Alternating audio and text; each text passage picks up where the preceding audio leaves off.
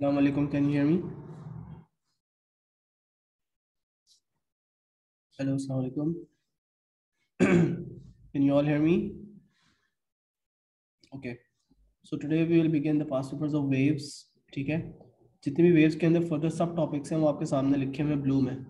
You will notice कि इसमें polarization नहीं है because polarization was recently added to the syllabus, so it only has a couple of questions from like one of the recent year papers and then one from specimen papers. So उसके question अलग से मैं आपको वैसे करवा दूंगा.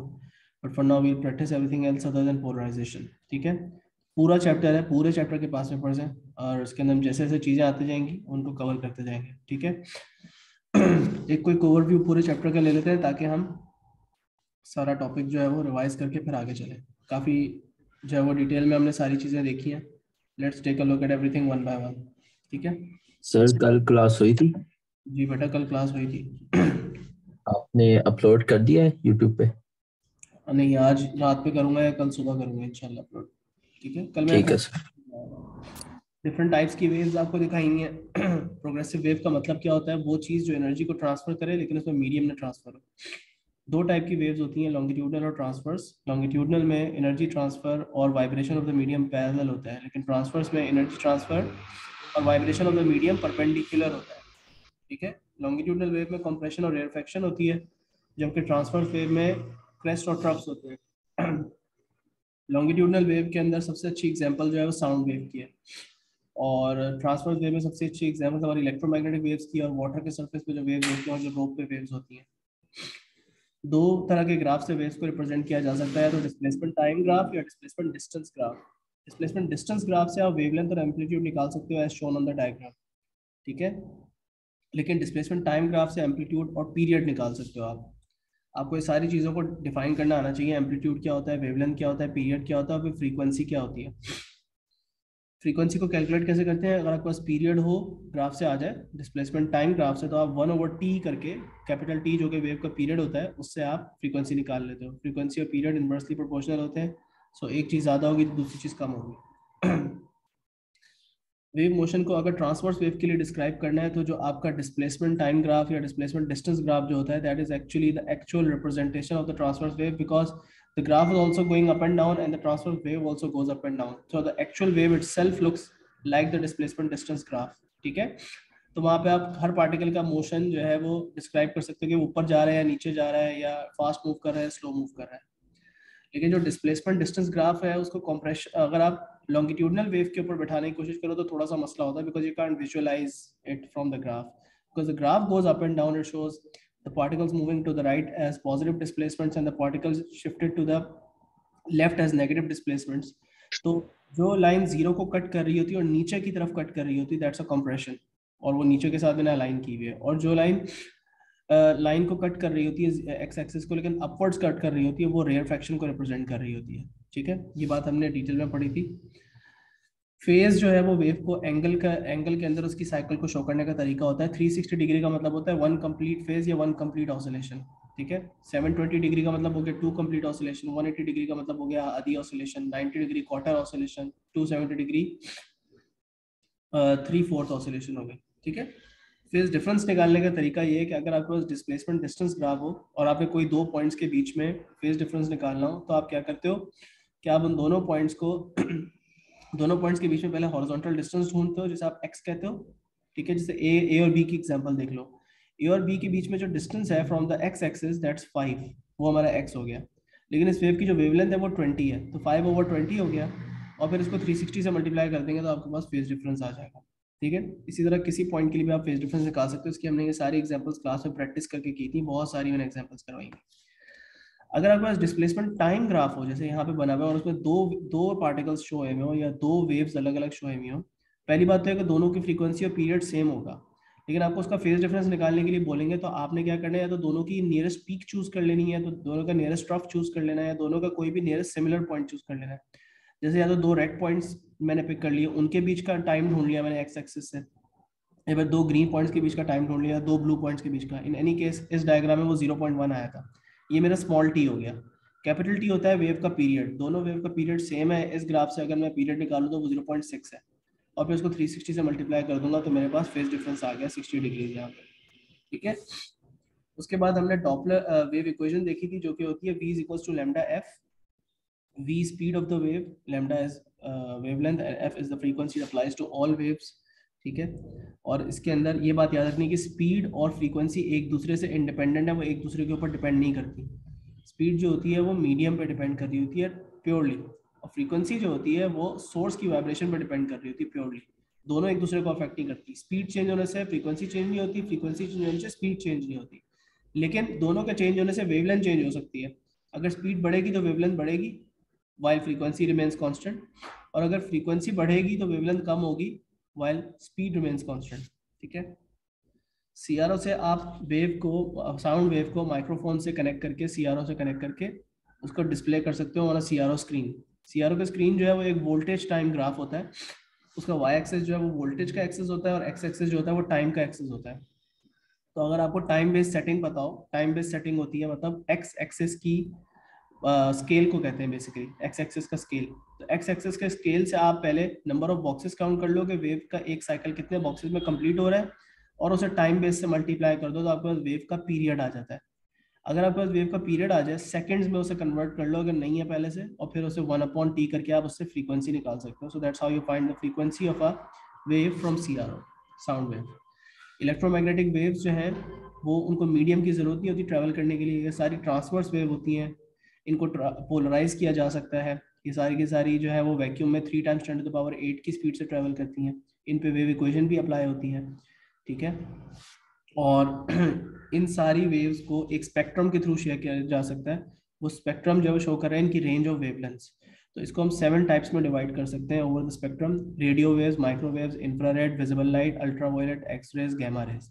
सबसे ज़्यादा शॉर्टेस्ट जो वेवलेंथ है वो गामा रेज की, सबसे लॉन्गेस्ट जो वेवलेंथ है वो रेडियो वेव्स है। लेकिन फ्रीक्वेंसी का उल्टा हिसाब है, जिसकी वेवलेंथ सबसे लॉन्ग है उसकी फ्रीक्वेंसी सबसे कम है, और वाइस वर्सा, ठीक है। ये जो आपको रेंजेस है वेवलेंथ्स की वो याद होनी चाहिए जैसे लिखी हुई है टेबल में, ठीक है। लाइट के आपको 7 कलर्स याद होने चाहिए in order of their wavelengths. सबसे शॉर्टेस्ट कलर वेवलेंथ का कलर वायलेट होता है, सबसे लॉन्गेस्ट वेवलेंथ का कलर जो है वो रेड होता है। रेड के साथ इंफ्रारेड लग रहा है, और वायलेट के साथ जो है वो अल्ट्रा वायलेट वाला स्पेक्ट्रम आगे जो है कि ज्वाइन होता है। सर हमें वेवलेंथ याद करनी है ये रेड और वायलेट की?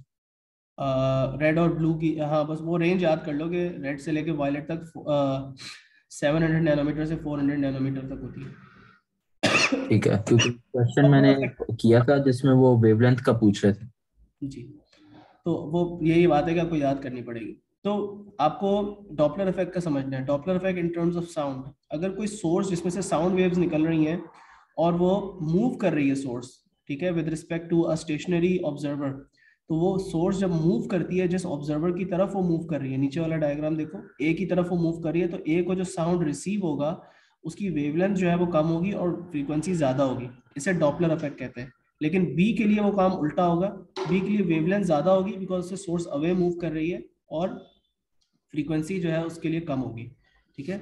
So both will hear a slightly different sound. इसलिए जब आपके करीब से कोई एम्बुलेंस गुजरती है, कोई गाड़ी गुजरती है, तो अप्रोच करते वक्त आपको आवाज़ थोड़ी सी डिफरेंट आती है, जब वो दूर जा रही होती है तो आपको आवाज़ थोड़ी सी डिफरेंट आती है। और इसको आपको जो फ्रीक्वेंसी आप ऑब्जर्व कर रहे हो उसको कैलकुलेट करने का फॉर्मूला जो है मैंने यहाँ बॉक्स में दिया हुआ है, और एक एक सिंबल का मतलब एक्सप्लेन किया हुआ है, राइट। अब आ जाते हैं इंटेंसिटी के ऊपर। इंटेंसिटी हमने कल देखा था कि वेव की इंटेंसिटी जो होती है उसे पावर ओवर एरिया कहते हैं, वॉट्स पर मीटर स्क्वायर में ये कैलकुलेट होती है। और इंटेंसिटी जो है ना उसका वेव के एम्पलीट्यूड से रिलेशनशिप है, कि एम्पलीट्यूड जो होता है वेव का उसके स्क्वायर पर इंटेंसिटी डिपेंड करती है, ठीक है। या आप ऐसे भी कह सकते हो कि इंटेंसिटी के अंडर रूट पे एम्पलीट्यूड डिपेंड करता है। तो इस तरह जब आपको ग्राफ्स के अंदर नए वेव प्लॉट करने आने चाहिए, या फिर आप अगर आपको एक वेव का एम्पलीट्यूड पता है और दूसरे का एम्पलीट्यूड पता लगाना है थ्रू इंटेंसिटी, तो इसकी कैलकुलेशन करने के लिए आप ये फॉर्मूला यूज कर सकते हो जो ग्रीन में लिखा हुआ है। Intensity of wave 1 over intensity of wave 2 is equal to amplitude of wave 1 over amplitude of wave 2 का होल स्क्वायर, ठीक है। इसके बाद हम पोलराइजेशन देख रहे थे कि ट्रांसवर्स वेव जो है वो अगर पोलराइज्ड होती हैं, जैसे एक रोप के ऊपर जो ट्रांसवर्स वेव होती है वो एक ही प्लेन में वाइब्रेट कर रही होती है, जैसे वर्टिकली वाइब्रेट कर रही है सिर्फ प्लेन रोप, या फिर सिर्फ हॉरिजॉन्टली वाइब्रेट कर रही है, तो वो पोलराइज्ड कहलाती है, क्योंकि वो हर डायरेक्शन में वाइब्रेट नहीं कर रही। It's not vibrating in every direction, it's just vibrating up and down. So plane of vibration से वर्टिकल है, ऐसे हम कहते हैं प्लेन पोलराइज्ड वेव। मतलब उस वेव को अगर मैं एक स्लिट में से पास करूंगा तो वो हो जाएगी पास, अगर वो स्लिट भी वर्टिकल हो। लेकिन नीचे वाले डायग्राम में देखो, अगर वो स्लिट हॉरिजॉन्टल होगी तो मेरी प्लेन पोलराइज्ड वेव जो है उसमें से नहीं पास करेगी, बल्कि आगे जाके वेव सारी एब्जॉर्ब हो जाएगी और खत्म हो जाएगी। लेकिन अगर स्लिट को वेव के किसी एंगल पे रखा जाए, स्लिट को वेव के किसी एंगल पे रखा जाए, तो फिर क्या होता है कि एम्पलीट्यूड जो नया आता है वो थोड़ा सा कम होता है पुराने एम्पलीट्यूड से, और वो पुराने एम्पलीट्यूड मल्टीप्लाई में कॉस थीटा करके हमारे पास नया एम्पलीट्यूड आ जाता है। लेकिन अगर वापस इंटेंसिटी पता हो हमें स्लिट में से जाने से पहले, और बाद में इंटेंसिटी निकालनी हो, तो उसको पुरानी इंटेंसिटी को कॉस स्क्वायर थीटा से मल्टीप्लाई कर देना है हमने। Theta is the angle of the plane between the plane of the oscillation and the angle at which the slit or the polarization filter is tilted। ठीक है, सिर्फ transverse wave polarisation show करती है, longitudinal wave polarisation नहीं show करती। और इसी polarisation के एविडेंस की वजह से हमें पता है कि इलेक्ट्रोमैग्नेटिक वेव्स जो है वो ट्रांसवर्स है, क्योंकि वैसे तो हम इलेक्ट्रोमैग्नेटिक वेव को देख नहीं सकते अपनी आंखों से। ठीक है, ये सारे चैप्टर की समरी थी, 10 मिनट के अंदर मैंने सारा गो थ्रू कर दिया, ऑब्वियसली बहुत ऊपर ऊपर से गो थ्रू किया है। सो ये हमने सारी चीजें ओवर आई थिंक 5 और 6 लेक्चर्स बड़ी डिटेल में पढ़ी। चलो अब हम जरा चैप्टर स्टार्ट करते हैं। क्वेश्चन, पहला चैप्टर 2000 क्वेश्चन 2016 का है। पहला काम जो है वो आपका इस ग्राफ से फ्रीक्वेंसी निकालने का है। You have a graph of displacement y versus time, लेकिन टाइम मिली सेकेंड्स में है, इस बात का ख्याल रखो, और वेव की नीचे से फ्रीक्वेंसी निकालो। शाबाश, 2 मिनट है सबके पास, मुझे जल्दी से चैट में सबसे आंसर चाहिए।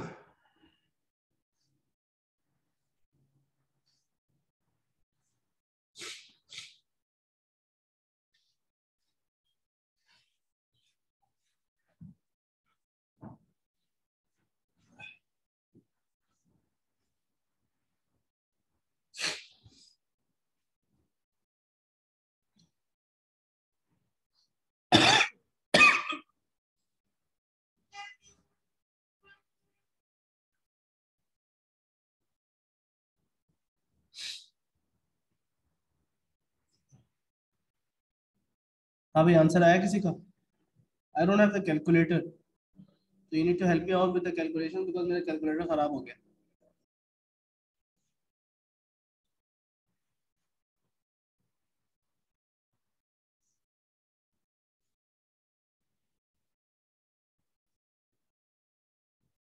एक पीक से लेके दूसरी पीक तक मुझे क्या मिल जाता है इसका, वेव का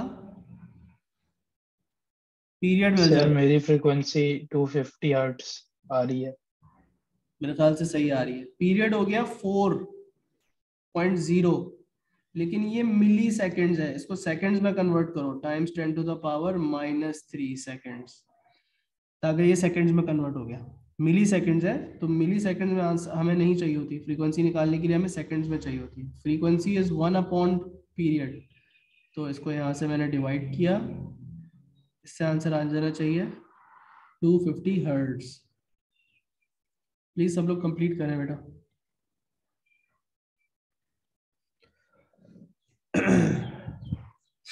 सर आप ये worksheet after the class upload कर सकते हैं? अपलोडेड है? अपलोडेड नहीं है? नहीं अपलोडेड, या आप ये बताते कौन से सेक्शन में अपलोडेड है, क्योंकि मुझे नहीं मिल रही। एएस के अंदर मैं जा रहा हूँ, अगर वेट करो। क्लास वर्क, नीचे आ जाओ।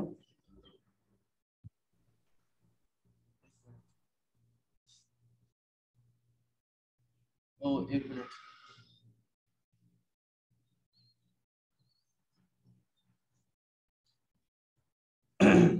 मैं अटैच कर देता हूँ।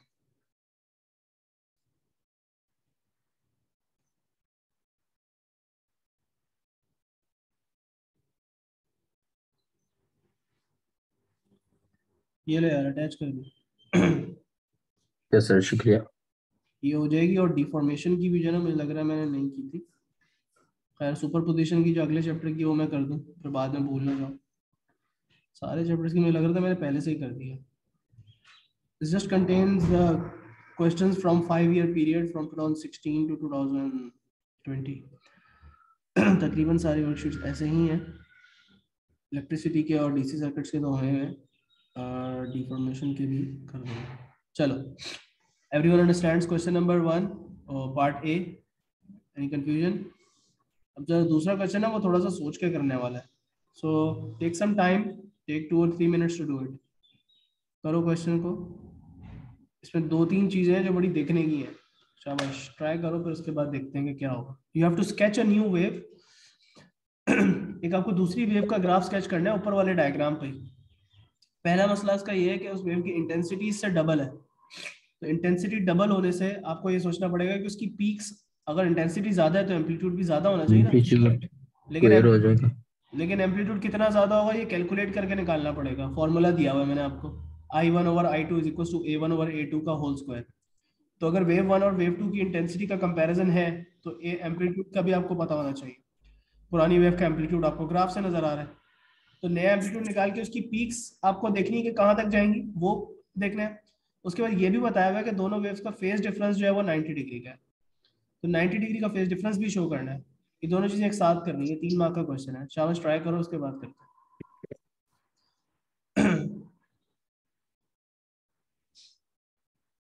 मुझे इसका बना के तो व्हाट्सएप पे जरा एक पिक्चर भेजो, डायरेक्ट मैसेज भेजो मुझे। अपना रफ स्केच भी कर लो अगर, तो मुझे आइडिया हो जाएगा। अगर आप वाई एक्सिस की वैल्यू देखते हो। हाँ, क्या कह रहे हो? कुछ नहीं सर, कुछ नहीं।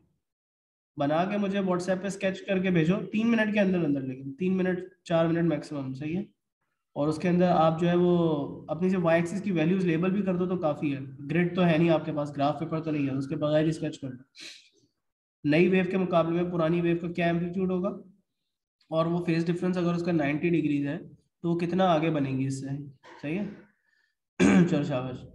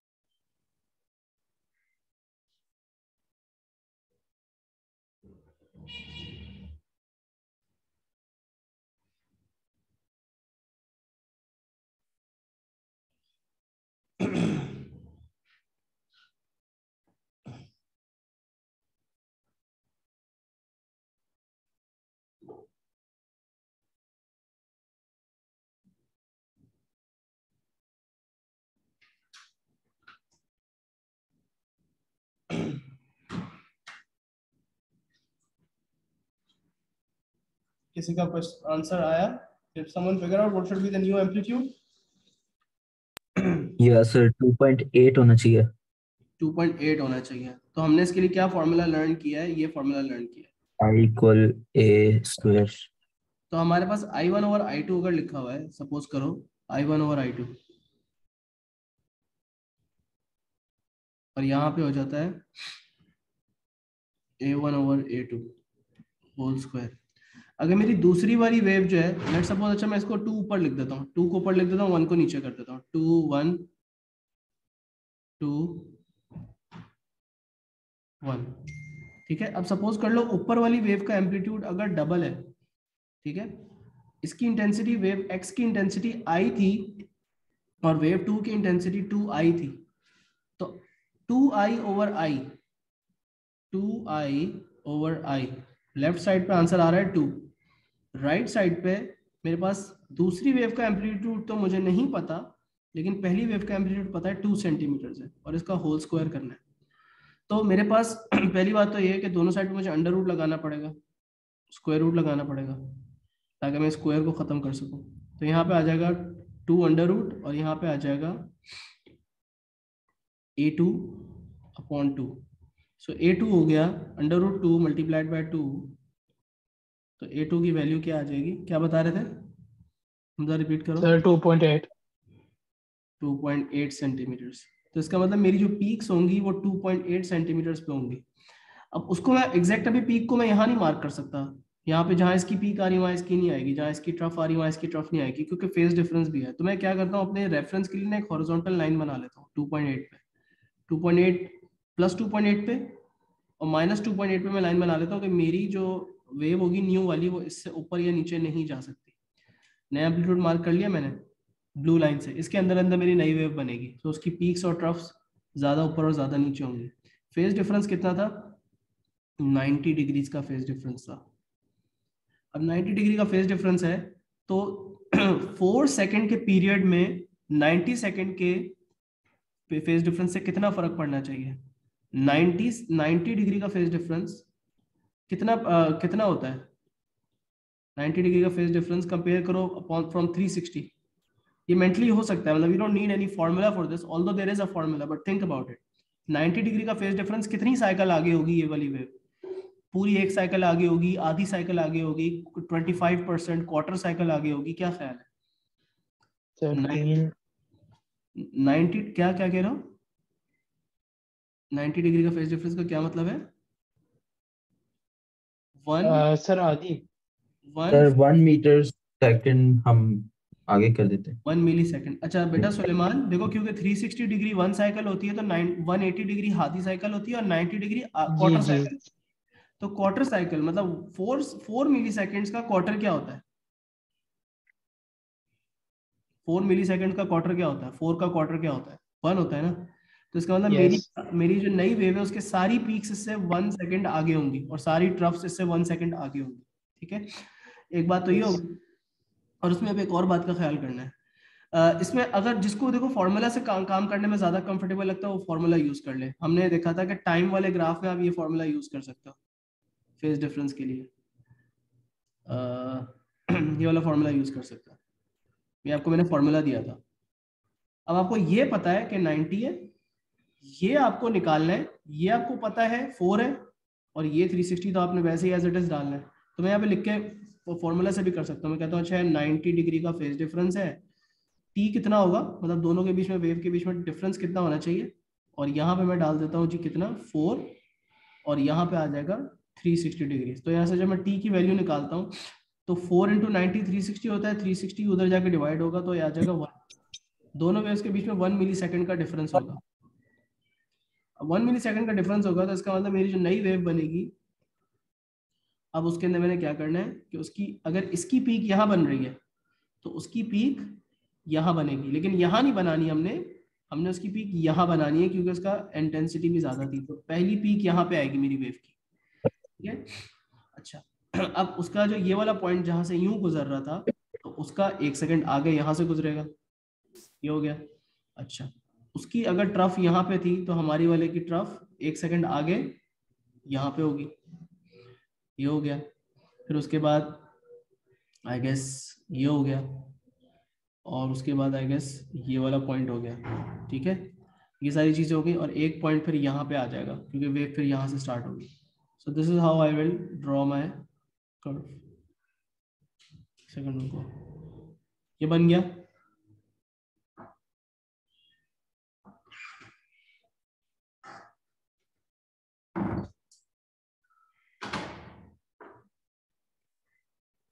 ये बन गया। और फिर लास्टली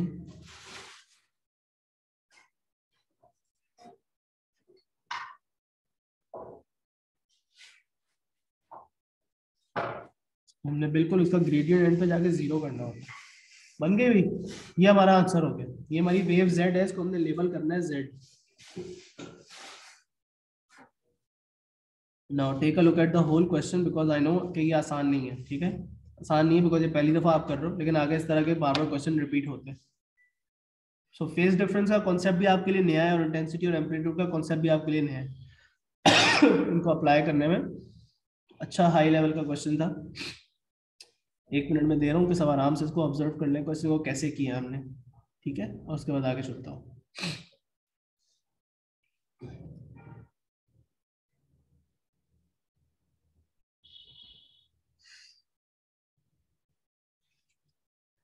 चलो नेक्स्ट क्वेश्चन पे चलते हैं। तो वो कह रहे हैं कि भाई by reference to the direction of propagation of energy, ये बता दें कि लॉन्गिट्यूडनल और ट्रांसवर्स वेव का क्या मतलब होता है। तो लॉन्गिट्यूडनल वेव का मतलब ऑलरेडी लिख चुके हैं, हमें पता है कि ऐसी वेव जिसमें vibration of medium perpendicular to wave motion. नहीं parallel. Parallel, parallel to propagation of energy लिख दो, मतलब जिस डायरेक्शन में एनर्जी ट्रेवल कर रही है।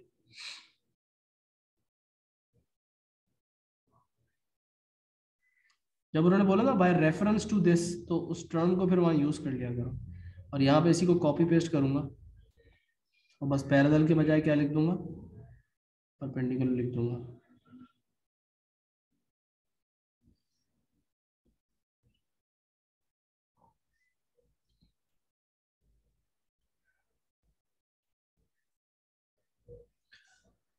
ठीक, तो ये और ये की चीज थी। अब हमारे पास एक यूनिट्स का क्वेश्चन है जो कि आपके पहले चैप्टर में आता है, राइट। एसआई बेस्ड यूनिट्स वाला, इसको ट्राई करो सब लोग। अब हम ये पहले चैप्टर में करते हैं, राइट। इस तरह के क्वेश्चन आते हैं बिकॉज बड़ी इंटेंसिटी से रिलेटेड है, एम्पलीट्यूड से रिलेटेड है, तो I thought why not add it over here. तो इसको यहाँ पे करते हैं, ठीक है। 2 मिनट्स, 3 मिनट्स आराम से लो, उसको सॉल्व करो, फिर मुझे बताओ क्या जवाब आ रहा है।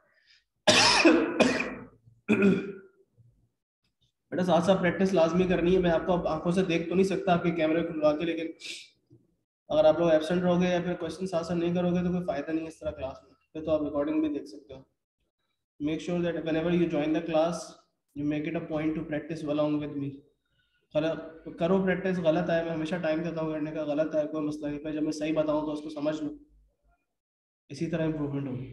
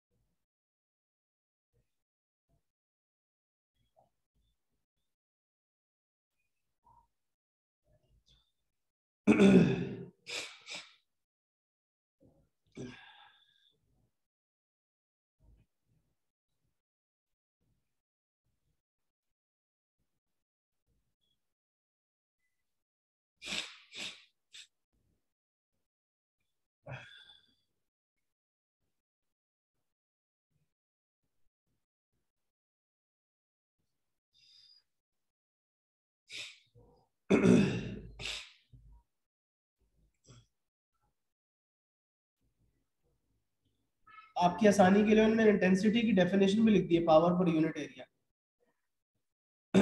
लेकिन आपको in terms of SI base units show करना है सब कुछ। एसआई बेस यूनिट्स 5 होते हैं, कौन कौन से? केजी, सेकेंड्स, केजी होता है, सेकंड होता है, मीटर होता है, एम्पेयर होता है, केल्विन होता है।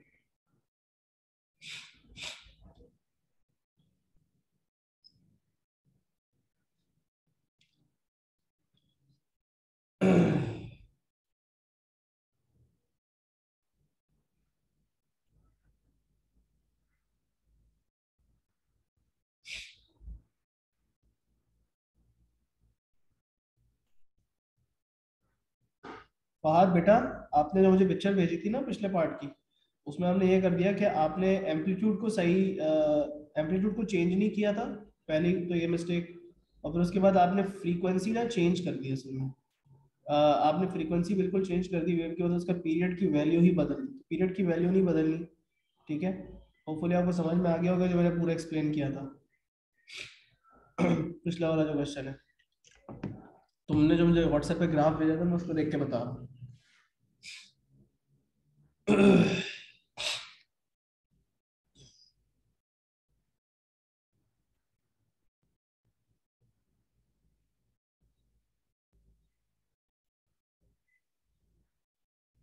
सर फ्रीक्वेंसी का हर्ट्ज का base unit S rays power -1 होगा ना? हाँ, क्योंकि 1/t होता है वो पर सेकंड, सही है।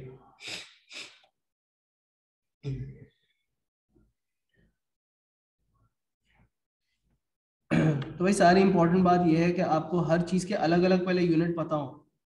अब इंटेंसिटी होती है पावर अपॉन एरिया।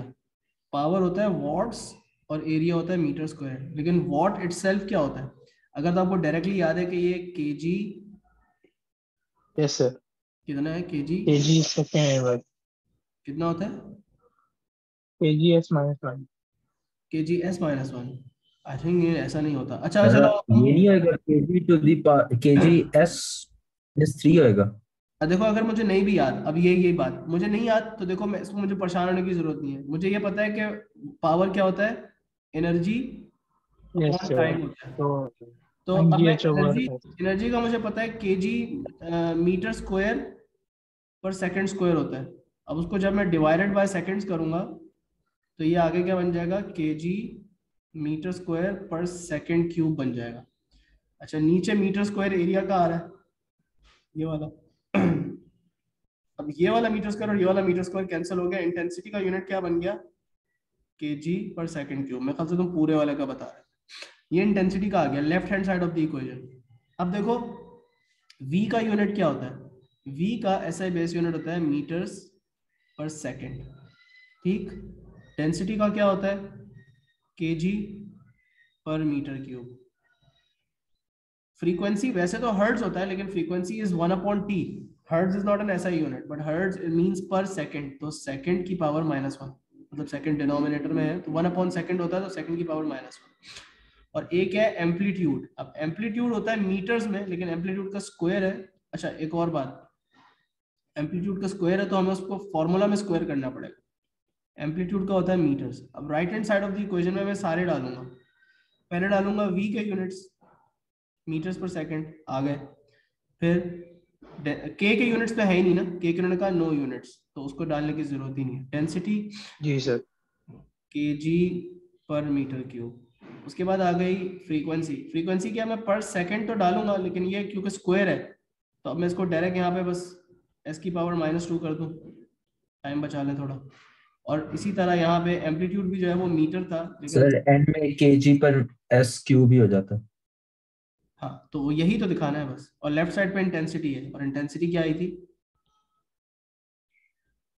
ये आई थी। तो अब इसको सारे को आपने सिंप्लीफाई करना है। ब्लू वाले को सिंप्लीफाई करो। देखो मीटर मीटर और मीटर इनको कंबाइन करो।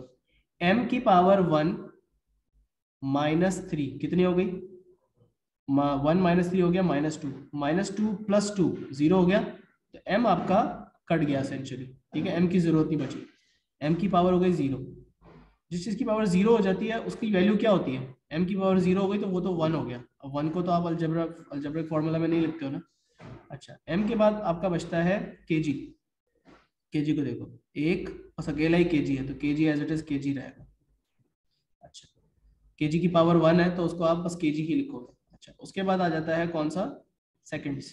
सेकंड की पावर -1 और -2 तो कितना हो गया, -3, ये हो गया। तो बस इसको सिंप्लीफाई करके हमने लिख दिया केजी पर सेकंड क्यूब या एस की पावर -3। शो हो गया, खत्म हो गया, ठीक है। Just a minute for yes sir. Everyone to see कि क्या किया हमने। 30 सेकंड के लिए मैं रुक रहा हूँ यहाँ पे, फिर मैं आ गया अगले क्वेश्चन।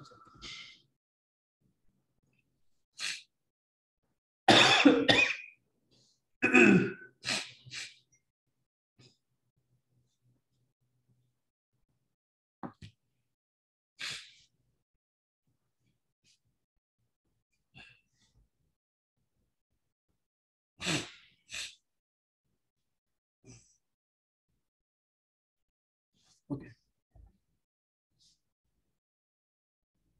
कह रहे हैं describe Doppler effect. Doppler effect क्या होता है?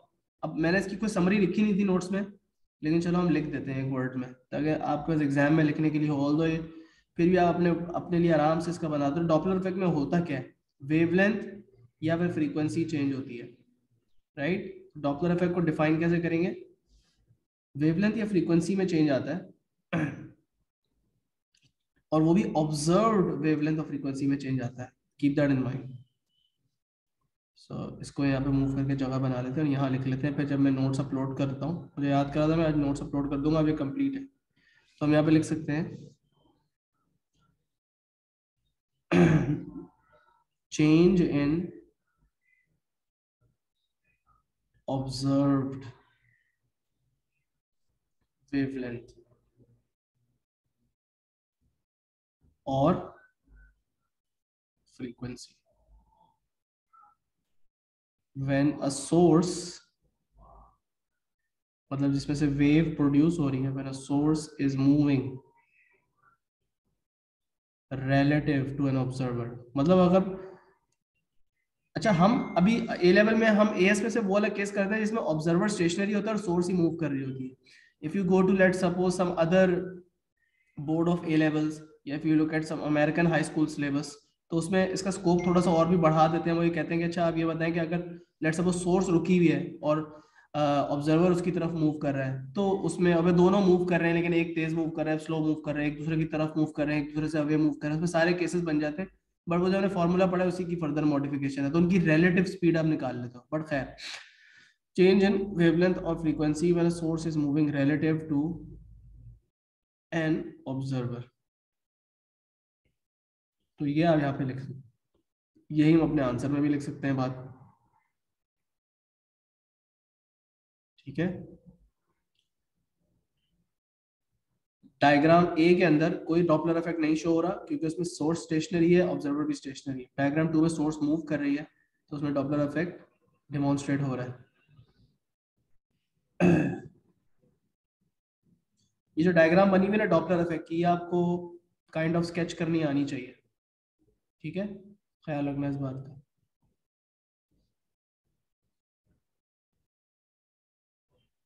ठीक है भाई, लेट्स मूव फॉरवर्ड।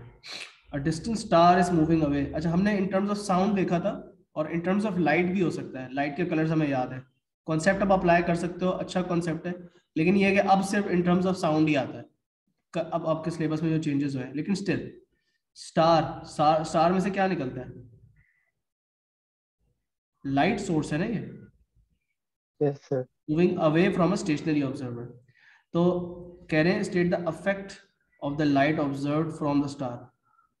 लाइट जो है, जो ऑब्जर्वर को नजर आएगी, अब विजिबल लाइट के अंदर कलर्स होते हैं, कौन कौन से? VIBGYOR, violet, indigo, blue, इस तरह, ठीक है?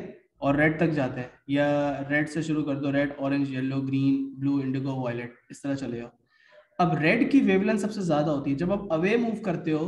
जैसे बी को देखो, अब अगर ये स्टार है और ये मूव कर रहा है अवे, और ये है आप ऑब्जर्वर, तो आपको जो वेवलेंथ यहाँ पे रिसीव होगी लाइट की, वो लॉन्गर होगी या शॉर्टर? ये नॉर्मल से वेवलेंथ लॉन्गर है। लॉन्गर वेवलेंथ होने का क्या मतलब है? कलर रेड की तरफ शिफ्टेड होगा या ब्लू की तरफ शिफ्टेड होगा? रेड।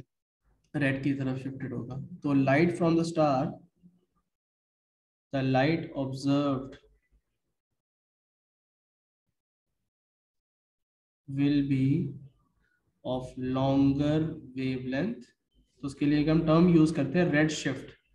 अब आप डॉपलर शिफ्ट जो है ना, in terms of cosmology and astronomy A2 में पढ़ोगे, तो उसके अंदर ये कॉन्सेप्ट दोबारा अप्लाई होता है। तो वो आप साउंड पे अप्लाई करो या लाइट पे अप्लाई करो, बात तो एक ही है। The light observe will be of longer wavelength, so it will be red shifted. जब शॉर्टर वेवलेंथ की होती है तो हम इंडिगो नहीं बोलते, वैसे तो एंड पे इंडिगो आता है, लेकिन हम उसके लिए टर्म यूज करते हैं ब्लू शिफ्टेड। ठीक है। अब ये क्वेश्चन है, इस पर आपको डॉपलर इफेक्ट का फॉर्मूला अप्लाई करना है और कार की स्पीड निकालनी है। कार की स्पीड होती है सोर्स की स्पीड। अच्छा, फॉर्मूला इसका क्योंकि आपको एग्जाम में गिवन होता है तो मैं अभी आपको फॉर्मूला दे रहा हूँ, ठीक है, लेकिन एग्जाम में आपको सिंबल्स नहीं गिवन होते हैं, तो जल्दी से सिंबल्स देख लो। अभी मैं फॉर्मूला आपको यहाँ पे कॉपी करके दे रहा हूँ, लेकिन सिंबल्स और प्लस माइनस साइन कब कहाँ लगाना है ये आपको खुद याद रखना है। एक दफा पढ़ लो, एक दफा पढ़ लो, फिर क्वेश्चन पे अप्लाई करना, या स्क्रीनशॉट ले लो बेशक। I am stopping here for 10 seconds.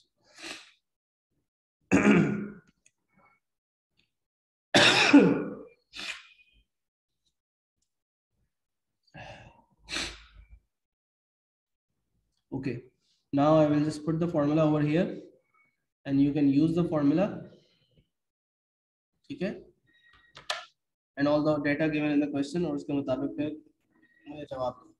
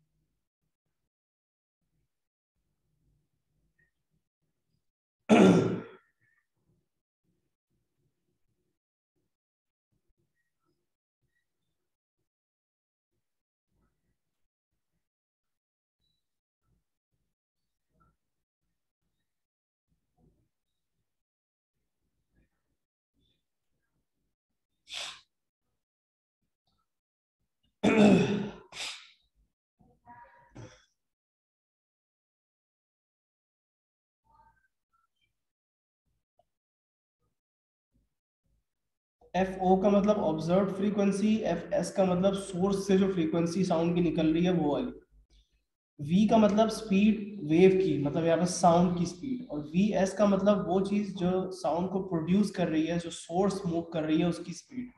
इस केस में कार की स्पीड वी एस है, आपने वी एस को फाइंड आउट करना है। और प्लस और माइनस का भी यूज करना होता है, अभी आपको याद होना चाहिए। अवे मूव कर रहा हो तो आपने प्लस साइन यूज करना होता है, टूवर्ड्स मूव कर रहा हो तो आपने माइनस साइन यूज करना होता है।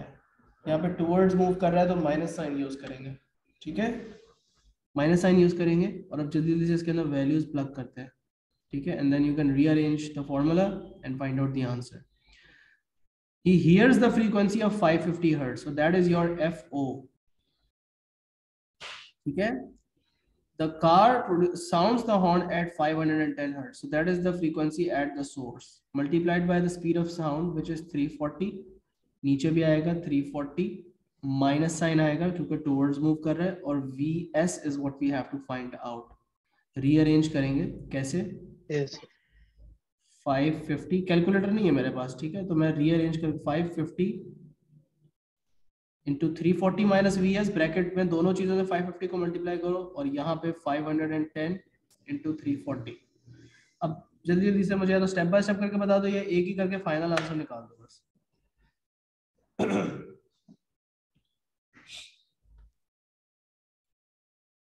आर्या बेटा आप साथ साथ सॉल्व कर रही हो? सर 510 into 340 187,000 होता है। बस तुम मुझे फाइनल आंसर दे दो यार, इतनी सिंपल यस कैलकुलेशन सर। है। ए लेवल में हम इतना स्टेप बाय स्टेप शो भी नहीं करते, बस आपने फॉर्मूला लिख लिया। मैं तो देखो स्टूडेंट के मतलब एक दफा फॉर्मूला लिखो, the more steps you show the safer you are. Like examiner को पता चल जाता है इसने किस स्टेप में कोई अरिथमेटिक एरर कर दिया, तो वो आपको अरिथमेटिक एरर के हिसाब से आपके मार्क्स कटता है, उसमें जाहिर सी बात है कम मार्क्स कटते हैं, अगर कॉन्सेप्चुअल एरर हो तो ज्यादा मार्क्स कटते हैं, ठीक है। That's how the marking scheme is designed. तो ये चीज है कि आप जितने स्टेप शो करोगे आप अपनी साइड को सेफ रखोगे, लेकिन ये कि टाइम भी उसमें ज्यादा लगता है। एनीवेज मारिए बेटा, आप साथ साथ सॉल्व करिए क्वेश्चंस। Sir 24.7 answer. 27.4। 24 पॉइंट्स। नहीं 24.7 सर। ठीक है, चलो 1 मिनट रुक के बस पर आगे चलते हैं। एक या दो क्वेश्चन हम और करेंगे इंशाल्लाह। बाकी के आप, मैंने फाइल अपलोड कर दी है, प्लीज सारे प्रैक्टिस करना। अगली क्लास में उनको देखेंगे, बट मैं थोड़ा तेज चलूंगा अगली क्लास में। तेज क्यों चलूंगा? क्योंकि मैं आपसे एक्सपेक्ट ये करता हूँ कि दूसरी बार जब आप पास में करने बैठेंगे तो आपने बाकी के कर लिए होंगे। जाहिर सी बात है कुछ डिफरेंट क्वेश्चन होंगे, लेकिन कुछ रेपिटेशन भी होगी। तो अगली बार को इस तरह का सवाल आएगा तो हम बहुत जल्दी जल्दी में करेंगे। अब देखो, अब ये सवाल रेपिटेशन है, उस सवाल का उल्टा है, बिकॉज उसमें ग्राफ आपको बनाना था, फेज डिफरेंस और इंटेंसिटी का डिफरेंस आपको दिया हुआ था। यहाँ पे आपको ग्राफ बना के दिए हुए दोनों वेव्स के, और आपने फेज डिफरेंस और फिर इंटेंसिटीज के या एम्पलीट्यूड्स के रेशियो निकालने हैं। पहले पार्ट का जवाब दो, कैलकुलेट करो फेज डिफरेंस के फॉर्मूला से। शाबाश। क्या रूम हो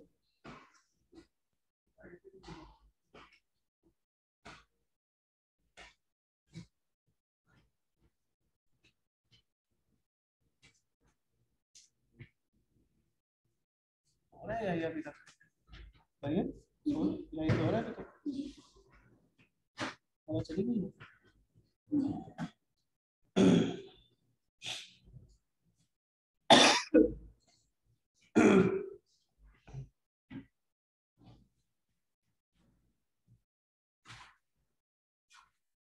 सर आर का 180 होगा और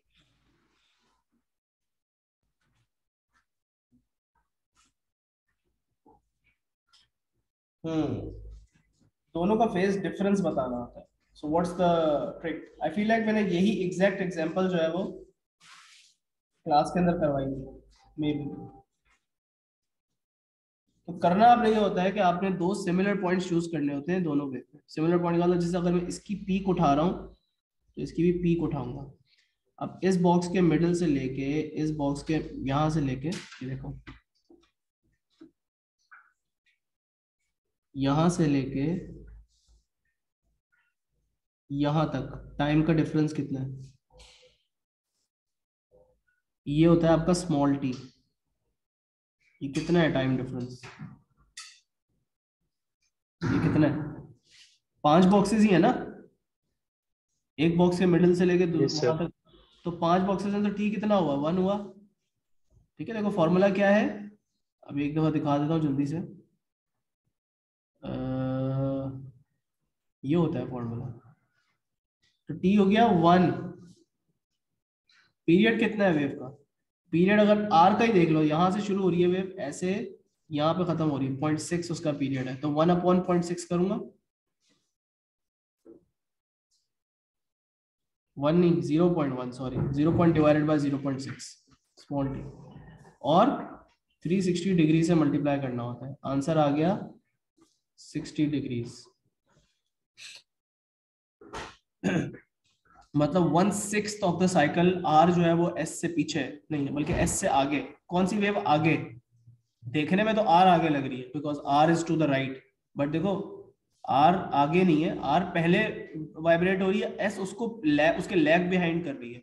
मतलब टाइम के ग्राफ में जो चीज पहले आती है वो चीज पहले हो रही है ना। तो आर की पीक पहले आती है, एस की पीक उसकी उसकी उसके बाद में आती है। समझ रहे हो? इस तरह भी समझना जरूरी है। R leads S by 60 degree phase difference, और S lags behind R by 60 degree. ठीक। इंटेंसिटी का रेशियो निकालना है wave S over wave R का। 2 मार्क का क्वेश्चन है, ग्राफ से देख के। शाबाश। अब आपको पता है इंटेंसिटी का रेशियो का एम्पलीट्यूड के रेशियो से क्या ताल्लुक है। शाबाश करो।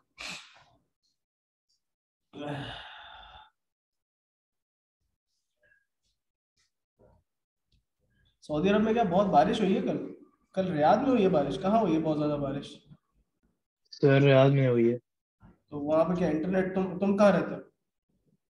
सर मैं भी रियाद में ही रहता हूँ। तो तुम्हारा इंटरनेट चल रहा है? वो हमजा तो बोल रहा है उसका इंटरनेट ही नहीं कल चला, पानी भर गया हर सर जगह सही उसमें। सही चल रहा है सर। कल मैं सुन रहा था उसे, कल इसने बोला इसका इंटरनेट खराब हो गया, ये वो। पानी बहुत ज्यादा भरा हुआ था क्या रोड्स पर? काफी। जी सर। घर में तो नहीं आया? नहीं तो। सही। फहद तुम कौन से एरिया में रहते हो?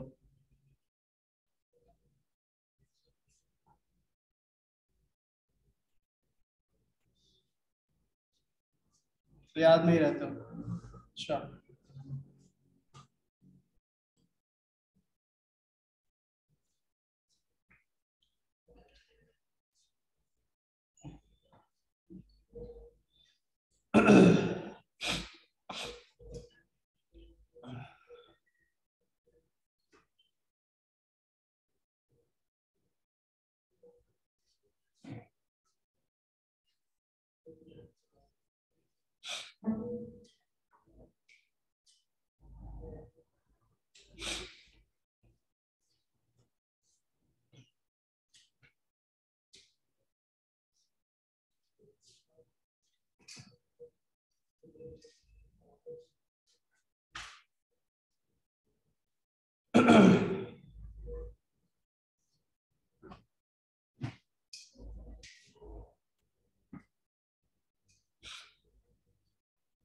तो सबसे पहले आप ग्राफ से दोनों का एम्पलीट्यूड नोट कर लें।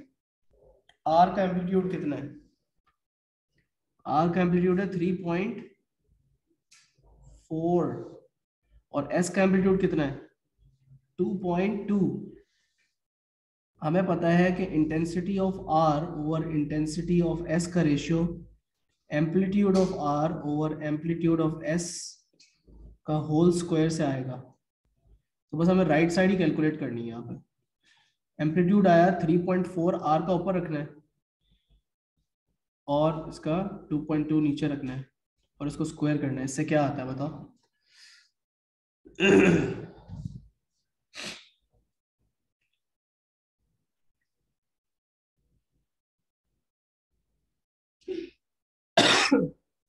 Anyone found it? I don't have the calculator.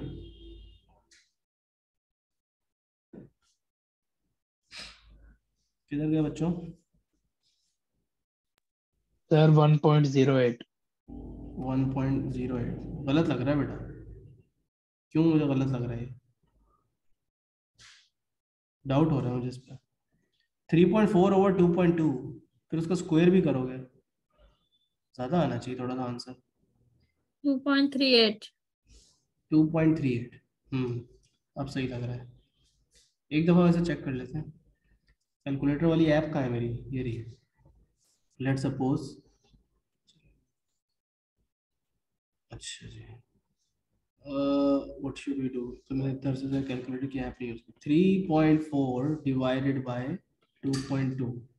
अब ये जो आंसर आया है इसका मैंने करना होता है square. What do I do that from 2.38 2.39 लिखेंगे बेटा, क्योंकि 388 है ना, तो 39 लिखना चाहिए। सही है, दैट्स वेरी इंपॉर्टेंट। और आंसर तो वैसे 2 सिग्निफिकेंट फिगर्स में ही रिक्वायर्ड होता है, तो आप 2.4 ही लिख दो, सबसे अच्छी बात। If you see a marking scheme, everything will be in two significant figures because all the data that is available from the graph is also within 2 significant figures. इस ग्राफ में आप 2 significant figures से ज्यादा में data निकाल नहीं सकते, तो why would you give your answer to more than 2 significant figures? ठीक है। डॉपलर इफेक्ट का एक और सवाल है। अब देखो, डिस्क्राइब डॉपलर इफेक्ट तो हम ऑलरेडी कर चुके हैं, ठीक है। ये वाला क्वेश्चन आप मुझे करके बता दो, लेकिन उसमें साथ में डायरेक्शन भी पूछी हुई है। शाबाश। I'll wait for 2 minutes, then I will explain the answer and then I will end the class.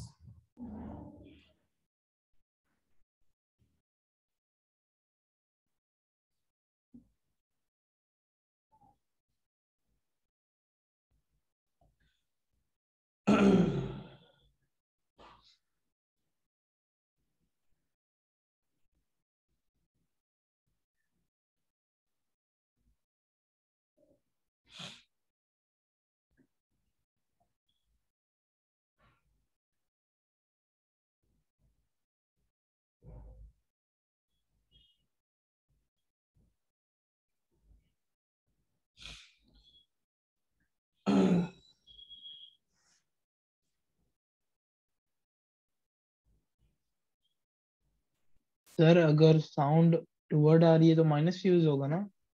हाँ, बट आपको पता कैसे चलेगा कि टू वर्ड्स आ रहा है? क्योंकि उन्होंने लिखा हुआ नहीं है ना।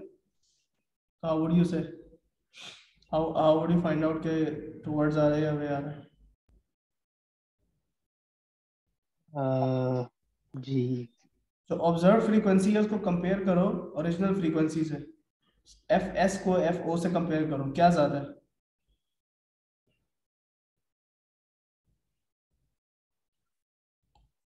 ऑब्जर्व फ्रीक्वेंसी ज्यादा है या फिर सोर्स की फ्रीक्वेंसी, सोर्स से जो साउंड प्रोड्यूस हो रहा है उसकी फ्रीक्वेंसी ज्यादा है?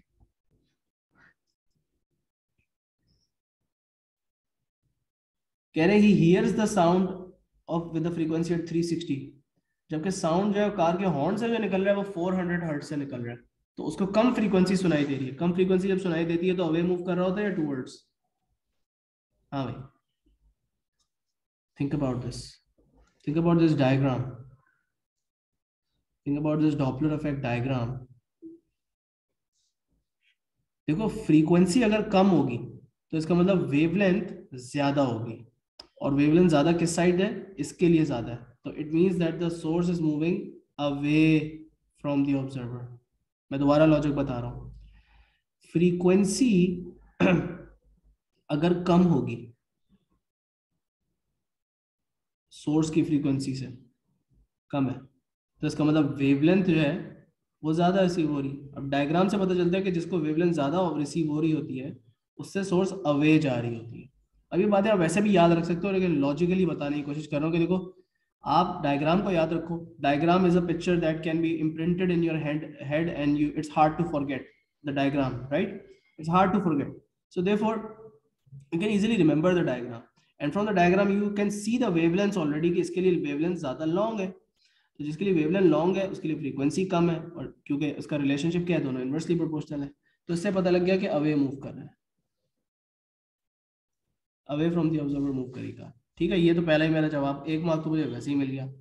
अब मैं वर्किंग कर लेता हूँ फॉर्मूला डाल के। ये वाला फॉर्मूला था, इस फॉर्मूला में हम जल्दी जल्दी डेटा को इनपुट करते हैं। सो फ्रीक्वेंसी जो ऑब्जर्व्ड है वो 360 है, फ्रीक्वेंसी जो सोर्स की है वो 400 है, जिस स्पीड से साउंड ट्रेवल करता है वो 340 है, 340 नीचे भी आ जाएगा, और अवे मूव करते हुए प्लस साइन यूज करते हैं। प्लस साइन यूज करेंगे तो यहाँ पे वी एस आपको निकालना है, तो वी एस निकालना चाह रहे हैं, वही कैलकुलेशन है सारी, दोबारा से कर दो, मुझे कैलकुलेट करके दे दो।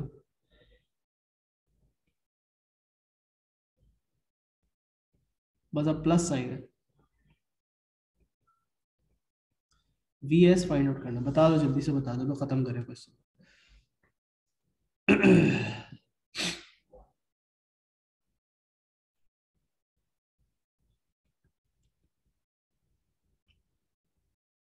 Anyone found the answer?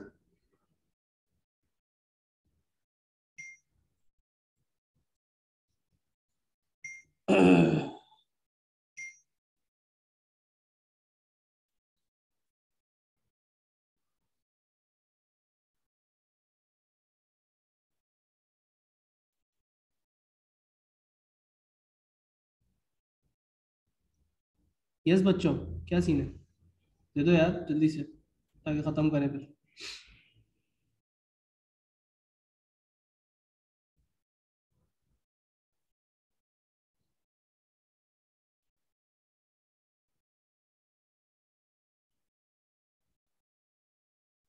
Fahad,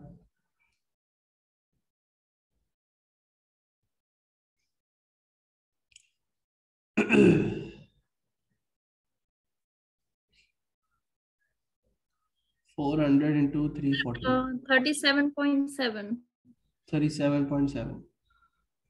thank you, एक मिनट, 37.7 हमने आंसर लिख दिया। ठीक है, so that's it, that's the end of the class. This question 5, this question 5 के बाद 6, 27 पेजेस की फाइल है। Okay, we were still on page number 8 I guess, so there is lots to practice.